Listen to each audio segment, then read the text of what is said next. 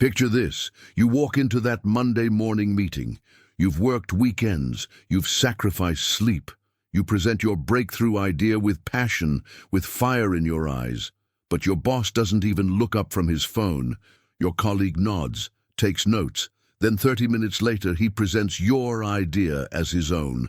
The room erupts in applause. You sit there, invisible, forgotten, betrayed. Most people would crumble.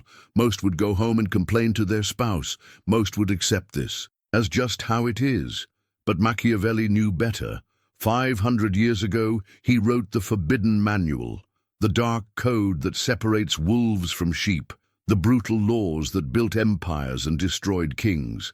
Today you'll learn 7 of his darkest rules. 7 weapons forged in the shadows of power. 7 keys to the throne you deserve. The weak will call this manipulation. The strong will call this survival. Which one are you? The law of calculated cruelty. The fluorescent lights buzz overhead, like dying insects. Another performance review. Another year of being almost ready for that promotion. Your manager sits across from you, explaining why someone with half your experience got the position you earned. His words feel like glass in your throat. Maybe next year, he says with a smile that doesn't reach his eyes. This is the moment sheep accept their fate. This is the moment wolves sharpen their teeth. Machiavelli wrote, "It is better to be feared than loved, if you cannot be both." But fear without calculation is just rage. Fear without purpose is just noise. The prince understood something darker. Cruelty, when applied precisely, creates more loyalty than kindness ever could. Here's how you weaponize this law in the modern arena. First, identify the source of disrespect. Is it your immediate superior, the colleague who undermines you, the client who treats you like furniture, target acquired? Second, gather intelligence. What do they need from you? What are their pressure points? What keeps them awake at 3 a.m.? Every king has a weakness. Find it. Third, withdraw your values strategically. Don't quit. Don't rage. Simply disappear your contributions. Let their projects burn without your invisible labor. Let them feel the cold absence of your competence. When Jeff Bezos was building Amazon, he didn't fire executives with gentle conversations. He created what employees called the door policy. One day you had access.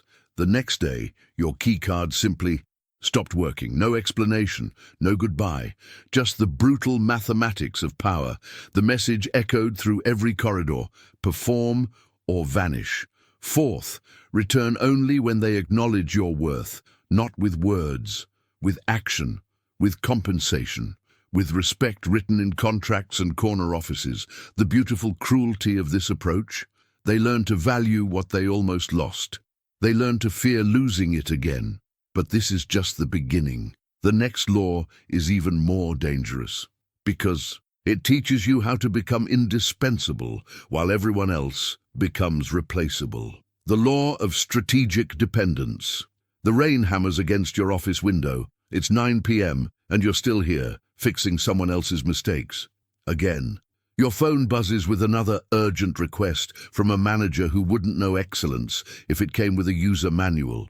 You've become the emergency contact for competence, the human fire extinguisher. But what if I told you this slavery is actually your path to absolute power? Machiavelli observed, "Everyone sees what you appear to be, few experience what you really are." The master manipulator doesn't seek to be needed for everything. He seeks to be needed for the one thing that matters most. Here's the dark alchemy of strategic dependence. First, identify the critical pressure point in your organization. Not the busy work, not the daily grind, the one process, skill, or relationship that makes the difference between profit and loss, between success and catastrophe. Second, become the sole guardian of that pressure point. Learn it deeper than anyone else. Build systems around it that only you understand. Create a maze with yourself at the center. Third, make your knowledge visible, but your methods invisible. Solve the big problems, save the crucial deals, but never ever document exactly how you do it. Look at how Elon Musk operated at Tesla's most critical moments, when production was hell, when bankruptcy lurked in every boardroom shadow. He didn't just work harder, he positioned himself as the only one who could navigate the storm. Board members who once questioned his methods suddenly found themselves dependent on his vision, his connections, his ability to turn crisis into triumph. Fourth, gradually expand your domain. Once you control one critical system, identify the next, then the next. Build an empire of dependence where your absence would create chaos. The beauty of this law?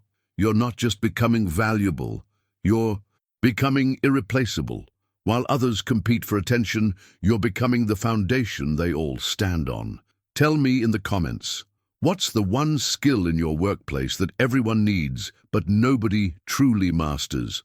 But strategic dependence is just the second weapon in your arsenal. The third law, it's about turning your enemies into your most loyal servants. The law of controlled enemies midnight. The glow of your laptop screen illuminates your face as you scroll through another passive-aggressive email from Sarah in accounting. She's been undermining your budget requests for months, delaying approvals, asking for additional documentation when everyone else gets instant approvals. Classic corporate warfare. Smile in the meetings, knife in the hallways. Most people try to avoid such enemies. Most people complain to HR. Most people try to transfer departments. The prince would laugh at such weakness. Machiavelli wrote, "Keep your friends close, but your enemies closer." But he understood something deeper, something darker. The right enemy, properly managed, becomes your most effective weapon. Here's how you turn poison into power. First, identify their motivations. Sarah doesn't hate you personally. She hates that you make her look incompetent by comparison. She hates that her own projects are forgotten while yours get executive attention. Her sabotage comes from fear, not malice. Second, provide them with a controlled victory. Let them win a battle that doesn't matter to you. Credit them publicly for something small but visible. Watch their aggression soften into confusion. Third, position yourself as their secret ally. Share information that helps them succeed. Warn them about threats they haven't seen coming. Create a debt of gratitude while maintaining your superior position. Mark Zuckerberg mastered this law during Facebook's early battles. When competitors emerged, he didn't just try to destroy them. He studied them, learned from them, then offered key employees positions at Facebook. Former enemies became informants. Former threats became assets. The competition didn't just lose talented people, they lost their secrets, their strategies, their will to fight. Fourth, gradually increase their dependence. Become their source of crucial intelligence, their bridge to important opportunities, their shield against threats they can't handle alone. The darkest part? They begin to protect you instinctively, because your fall would mean their own destruction. But controlling enemies is child's play compared to the next law. What comes next teaches you how to make people grateful for their own manipulation. The law of manufactured crisis. The conference room smells like stale coffee and broken dreams. The quarterly numbers are in. Revenue is flat. Morale is underground. Your CEO stands at the head of the table, his face a mask of practiced concern, announcing the difficult decisions ahead. Layoffs, budget cuts, the usual, corporate bloodletting. But watch carefully. Notice how he positions himself, not as the cause of the crisis, but as the reluctant surgeon, not as the problem, but as the painful solution. This is Machiavelli's most sinister law in action. Never was anything great achieved without danger, the prince wrote, but he knew something darker. The greatest leaders don't wait for crisis to strike. They create it. They control it. They harvest power from the chaos they secretly orchestrated. Here's the forbidden architecture of manufactured crisis. First, identify the existing tensions in your organization, the budget constraints, the personality conflicts, the inefficient processes everyone tolerates. These are your raw materials. Second, apply pressure gradually. Ask uncomfortable questions in meetings. Highlight the risks everyone prefers to ignore. Document the problems everyone hopes will solve themselves. Third, position yourself as the early warning system. Be the one who saw this coming, the one who tried to prevent it, the reluctant prophet of inconvenient truths. Steve Jobs was a master of this dark art. When he returned to Apple, he didn't just fix existing problems. He manufactured a crisis of identity. He forced employees and customers to confront uncomfortable truths about mediocrity, about settling for good enough. Then he positioned himself as the only one with the vision to lead them through the storm he had created. Fourth, offer the solution that increases your authority. The crisis you manufactured requires decisive leadership. Extraordinary circumstances demand extraordinary measures, and you, having predicted the storm, are clearly the only one qualified to navigate it. Fifth, harvest gratitude from the aftermath. When the crisis passes, when the dust settles, they don't remember who created the problem. They only remember who solved it. Question for the comments. Have you ever noticed a leader who seemed to thrive during every crisis at your company? What did you think was really happening? But manufacturing crisis requires patience, requires subtlety. The next law is for those who prefer more direct methods, those who understand that sometimes raw intimidation is the fastest path to respect. The law of visible strength. The elevator rises in silence. 37 floors of corporate hierarchy. You're heading to the executive level, to the corner office where decisions are made and careers are buried. Your proposal is solid. Your research is flawless. Your presentation is polished, but your hands are shaking. The elevator opens. James from marketing steps out, shoulders back, voice echoing down the marble hallway as he greets the CEO like an old friend. James, whose last 3 campaigns failed spectacularly. James, who takes credit for victories and blames others for defeats. James, who somehow gets promoted while better people get overlooked. What does James understand that you don't? Machiavelli observed, men judge, generally more by the eye than by the hand, for everyone can see and few can feel. The appearance of strength often matters more than strength itself. The theater of power is more persuasive than actual competence. Here's how you weaponize visible strength. First, control your physical presence. Walk slower, speak quieter. Force others to lean in to hear you. Take up space with confidence, not aggression. Your body language should whisper, "I belong here," while others scream for attention. Second, master the pause. In meetings, in negotiations, in confrontations, let silence do the heavy lifting. Watch them fill the void with nervous chatter, revealing their weaknesses while you reveal nothing. Third, choose your battles publicly. Don't fight over everything. Save your opposition for moments when everyone is watching.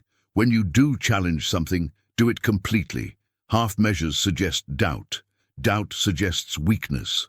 Jeff Bezos understood this law viscerally. In Amazon's early board meetings, he wouldn't argue with every criticism.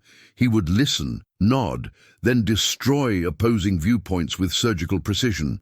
Board members learned to choose their challenges carefully, knowing that crossing Bezos meant facing his complete intellectual arsenal in front of their peers. Fourth, never let them see you desperate. Never let them see you beg. When you need something, frame it as an opportunity you're offering them. When you want something, position it as a favor they can earn. Fifth, cultivate your reputation intentionally. Be known for one strong trait, the person who never compromises on quality, the one who always meets impossible deadlines, the one who asks the questions no one else dares ask. But visible strength without substance is just theater. The next law teaches you how to build real power while everyone else is playing politics. The law of information warfare, the company Christmas party. Fake smiles and forced laughter echo through the hotel ballroom. You nurse your drink in the corner, watching the corporate theater unfold. Managers pretend to care about their employees. Employees pretend to respect their managers. Everyone pretends this artificial celebration means something, but across the room, you notice Marcus from IT. He's not drinking, he's not laughing, he's listening, moving from group to group, asking innocent questions, filing away every careless admission, every drunken complaint, every unguarded moment. Marcus understands the sixth law. Machiavelli wrote, "Wise men say nothing in dangerous times." But he knew something deeper. Information is the only currency that never loses value. In the kingdom of the blind, the one-eyed man is king. In the corporation of secrets, the one who knows is emperor. Here's how you wage information warfare. First, become a collector of casual intelligence. Learn about budget meetings you're not invited to. Discover which projects are really getting funded. Find out who's actually making the decisions behind the official decision makers. Second, create multiple sources. Don't rely on gossip from one disgruntled employee. Cross-reference information from different departments, different levels, different perspectives. Truth emerges from patterns, not individual stories. Third, never reveal how much you know. Ask questions that make people think you know less than you do. Let them underestimate your awareness while you map their vulnerabilities. When Elon Musk was battling Tesla's board over his compensation package, he didn't just argue about his worth. He had detailed intelligence about every board member's other commitments, their financial pressures, their personal relationships with major shareholders. He knew who needed Tesla to succeed more than they needed to oppose him. The negotiation was won before it began. Fourth, weaponize information strategically. Use what you know to prevent problems, not create them. Warn allies about threats they haven't seen. Help enemies avoid disasters that would make them desperate. Information is power, but restraint in using it is wisdom. Fifth, build your network of informants naturally. Don't spy. Don't manipulate. Simply listen better than everyone else. Remember details others forget. Follow up on conversations others ignore. Tell me, what's the most valuable piece of workplace information you've ever accidentally overheard? But information without action is just entertainment. The final law. This is where everything comes together. This is where you stop playing the game and start controlling it. The law of absolute timing. The clock on the wall ticks toward 5 p.m., another day in corporate purgatory coming to an end. Your colleagues pack their bags, check their phones, prepare for another evening of Netflix and regret. But you remain seated, not because you have more work, because you understand something they don't. Power isn't about working harder. It's about moving when others are still. It's about acting when others are paralyzed by doubt. Machiavelli's final lesson was his darkest. I'm not interested in preserving the status quo. I want to overthrow it. But the prince knew that revolution requires perfect timing. Strike too early, and you lack the strength. Strike too late, and the moment passes forever. Here's how you master absolute timing. First, recognize the cycles of organizational vulnerability, budget seasons, leadership transitions, market disruptions, merger, announcements. These are earthquakes that create new landscapes of opportunity. Second, prepare during stability for action during chaos. While others enjoy the calm, you build your alliances, you stockpile resources, you position yourself for the storm you know is coming. Third, move decisively during moments of collective paralysis. When the company faces its next crisis, when everyone is frozen by uncertainty, you already know your moves. You've war-gamed the scenarios. You're ready. Look at how Tim Cook seized absolute power at Apple. Not during Steve Jobs' peak years, when challenging the founder would have been suicide. Not during the company's struggles, when failure would have meant shared blame. But in the precise moment when Jobs was stepping back, when the company needed stability, when Cook's operational genius became exactly what Apple required, perfect timing transformed a logistics expert into one of the world's most powerful CEOs. Fourth, create artificial urgency around your initiatives. Don't wait for others to recognize opportunities. Frame decisions as time-sensitive. Present options with expiration dates. Force action by controlling the clock. Fifth, master the art of strategic patience. Sometimes the strongest move is no move. Sometimes power means waiting, while others exhaust themselves in pointless battles. The darkest truth about timing: most people never act because they're waiting for the right moment. But the right moment is the moment you decide to move. Final questions for the comments. Have you ever missed a crucial opportunity because you waited for permission instead of taking action? What would change in your career if you stopped asking for respect and started commanding it? Which of these 7 laws feels most dangerous to you, and why? 7 laws, 7 weapons forged in the shadows of power, 7 keys to the throne you've been circling for years. The law of calculated cruelty teaches you that kindness without boundaries is weakness. The law of strategic dependence shows you how to become irreplaceable while others remain expendable. The law of controlled enemies transforms your opposition into your secret army. The law of manufactured crisis lets you harvest power from chaos you orchestrate. The law of visible strength makes presence more powerful than competence. The law of information warfare gives you the intelligence to see around corners. The law of absolute timing ensures you move when movement matters most. These aren't theories from dusty books. These are the brutal mathematics of modern power, the hidden code that separates leaders from followers, wolves from sheep, kings from subjects. Your colleagues will continue playing by rules that keep them weak. Your competitors will continue hoping that good work speaks for itself. Your enemies will continue underestimating what you're capable of. But you now hold the forbidden manual, the dark blueprint that built empires and destroyed kingdoms. The question isn't whether these laws work. The question is whether you have the strength to use them. Subscribe if you want to master the code of power. Hit that notification bell if you're ready to stop being invisible, because the next law is even darker, and it will change the way you see respect forever. The 8th law reveals how to make people compete for your attention instead of you competing for theirs. See you in the shadows.